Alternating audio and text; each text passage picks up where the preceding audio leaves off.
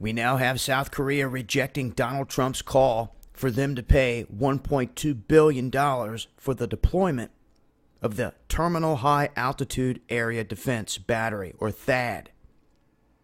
Most of you know they started to move these things into position, and at any time, this whole system should be up and operational. China has voiced their concerns as well, saying that the radar system could be used to spy on China. They have even shut down South Korean shops in China as a response to this. Now, how this all come about is the president that is now being removed because of a scandal, so to speak, in South Korea, struck up a deal with Obama. And apparently in that deal, they said that South Korea would provide the land, the facilities, and other support, but the United States, if they brought in the THAAD missile system, would foot the bill. That's what they're stating. This was under Obama. People don't even realize this. This whole thing was drawn up before Trump even came into office. And they're going ahead and pursuing this. So what does Trump do? Trump sends in the whole THAAD system and then turns around and says, now you owe us $1 billion. They're like, what? No. We're not paying for it.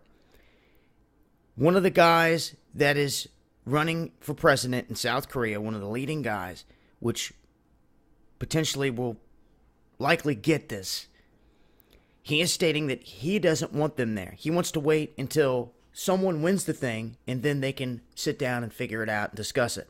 That this shouldn't be happening at this point in this country, right around an election time. So Trump is saying, well, you guys can pay for it, or, we can take it back out of there. And the people were against this whole thing until North Korea started popping off these tests left and right. And then they're like, okay, we need some kind of defensive system in here. So now that the THAAD's in there, they're still bringing in massive amounts of equipment. There's been troops, a whole brigade on the ground there in North Korea since last October. And they're continuing to carry out drills with Japan as well in the waters off of Japan. So they're mounted up big time. Do they pack the whole THAAD up and move it out of there? You may see this move. You may see the announcement of it. And to me, North Korea is going to wait till they start to see a shift. They may stall out till they see ships start to leave, things moved out. But to pull this whole THAAD system out of the region, what it could signify to the North is that, all right, now we can have our way.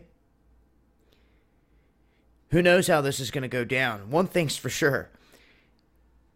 You would think that they would have had all this in concrete before they even made moves. You don't send all this over there and then say, you owe me $1 billion.